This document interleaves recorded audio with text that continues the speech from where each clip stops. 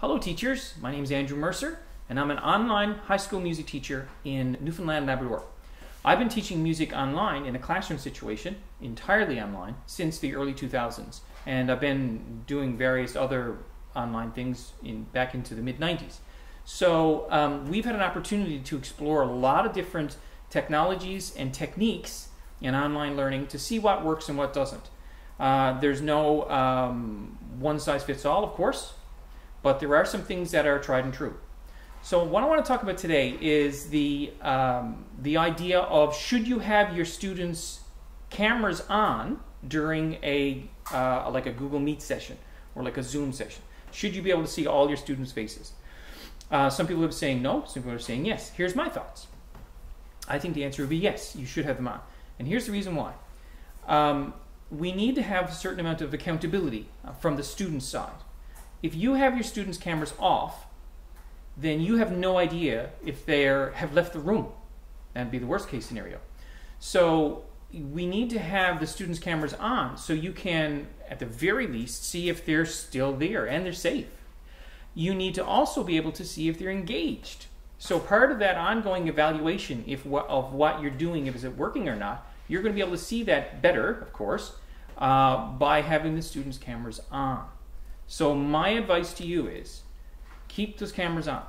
And if that means in certain grade levels you may want to have a parent with you or in the room with the student, which is not a bad idea at some of the younger grades at all.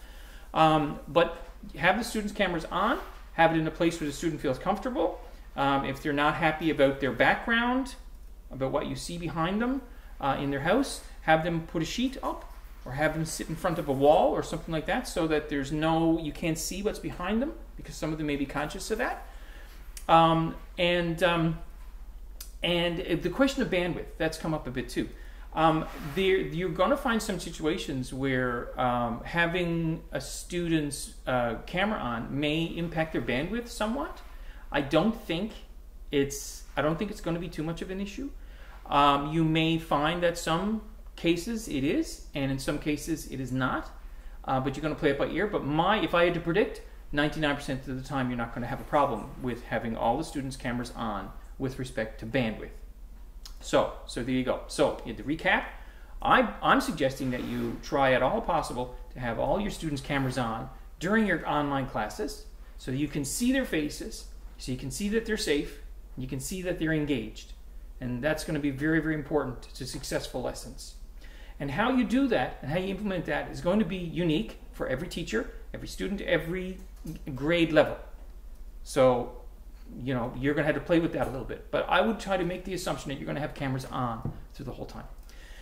Now, there are many, many topics that can be covered in online learning, and I'd be happy to discuss any of those. And if you have any concerns, or maybe you disagree with what I'm saying, or you have some other thoughts you want to put it in the comments below. If you have any suggestions of things you want me to talk about, put it in the comments below, and I'll see what I can do. Okay, thank you very much for watching, and good luck with teaching online.